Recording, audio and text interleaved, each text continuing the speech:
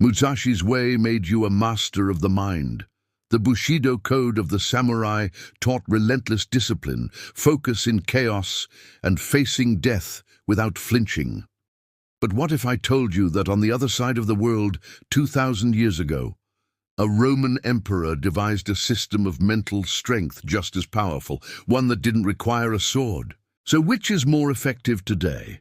The way of the warrior or the way of the philosopher? This isn't just a history lesson. This is a showdown for the ultimate toolkit in mental toughness. First, in the corner of the West, Stoicism. Born in Athens but perfected in Rome, this wasn't about suppressing emotion, it was about mastering perception. Its greatest champions weren't just thinkers, they were doers. Seneca, the wealthy advisor to an emperor who navigated the treacherous politics of Nero's court. Epictetus, a slave who found ultimate freedom in his own mind. And Marcus Aurelius, perhaps the most powerful man in the world, who spent his nights on a military campaign, writing a private journal, the Meditations, to remind himself how to be a good man in a chaotic world. Their goal? To achieve a state of apatheia. Not apathy, but freedom from destructive, irrational emotions. To live in accordance with nature and virtue, no matter what fortune throws at you. And in the corner of the East, Bushido, the way of the warrior. Forged in the feudal battlefields of Japan, this was a code of conduct for the samurai class. It was less a formal philosophy and more an unwritten law, a sacred duty. Its essence is captured in Hagakure and exemplified by legends like Miyamoto Musashi, the undefeated swordsman who became a Zen philosopher. Bushido blended Shinto loyalty, Zen Buddhism's focus, and Confucian morality into one razor-sharp purpose.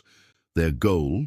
To live and die with honor, meiyo, to be so disciplined that the mind and body become a single unstoppable weapon. The ultimate expression of this was the willingness to die at any moment, a concept known as memento mori's more intense cousin, death before dishonor. Let's get into the ring. Round 1, the battle against fear. The Stoics' approach is cognitive. It's about dissection. Marcus Aurelius said, "The first rule is to keep an untroubled spirit. The second is to look things in the face and know them for what they are." For a Stoic, fear is not caused by the event itself, but by your judgment about the event. A crashing stock market isn't inherently terrifying. It is an external event, an indifferent. What matters is your internal response. The Stoic practices premeditatio malorum, the premeditation of evils. They mentally rehearse losing their job, their status, even their loved ones. By visiting the worst-case scenario in their mind, they rob it of its power. Fear is a paper tiger when you shine the light of reason on it. The Bushido approach is visceral. It's about acceptance and transcendence. The samurai's greatest fear was dishonor, not death. They meditated daily on their own mortality, not just thinking about it, but visualizing their own death in gruesome detail. This was Bushido no Nasake, the compassion of the warrior, meaning they valued life so much they were prepared to lose it in an instant. By fully accepting the worst possible outcome, death, every other fear paled in comparison. The sound in the dark isn't a monster, it's just a sound. The approaching army isn't a reason to panic, it's simply the day's work. The fear is still there, but it is absorbed by a greater resolve. The mind becomes like still water, reflecting the threat clearly without being disturbed by it. Stoicism disarms fear with logic. Bushido stares it down with acceptance. Both are devastatingly effective. Round 2, the mastery of failure. For the Stoic, there is no such thing as true failure, only feedback. Seneca wrote, "Difficulty comes from a lack of understanding. Disentangle the situation, and what seemed overwhelming becomes manageable. An obstacle is not a stop sign, it is the way. A project failing, a rejection. These are not judgments on your worth. They are external events. The only true failure is to act without virtue, to be dishonest, cowardly, or unjust in the face of the challenge. Your character is the only thing you can truly control. So, if you acted with virtue, you succeeded, regardless of the outcome. Bushido sees failure as a stain on honor, but its redemption is through immediate and decisive action. If a samurai failed his lord, the ultimate response was seppuku, ritual suicide. But in a broader, more modern sense, failure is a sign of a flawed technique or a distracted mind. Musashi's entire philosophy in the Book of Five Rings is about continuous, ruthless self-improvement. You study your craft until it becomes second nature. You achieve mushin, no mind, where action flows without conscious thought, without the hesitation that causes failure. After a defeat, you wouldn't wallow. You would retreat, train harder, identify the weakness, and eliminate it. Failure is a teacher, but a harsh one, demanding immediate correction. Stoicism reframes failure as an illusion. Bushido uses failure as a whetstone to sharpen the spirit. One is forgiving, the other is ruthless. Final round, the ultimate discipline of focus. The Stoic practice of focus is about intentionality. It's about doing one thing at a time and doing it with your whole being. Marcus Aurelius said, "Give yourself a gift, the present moment." They practice what's called a philosophical pause.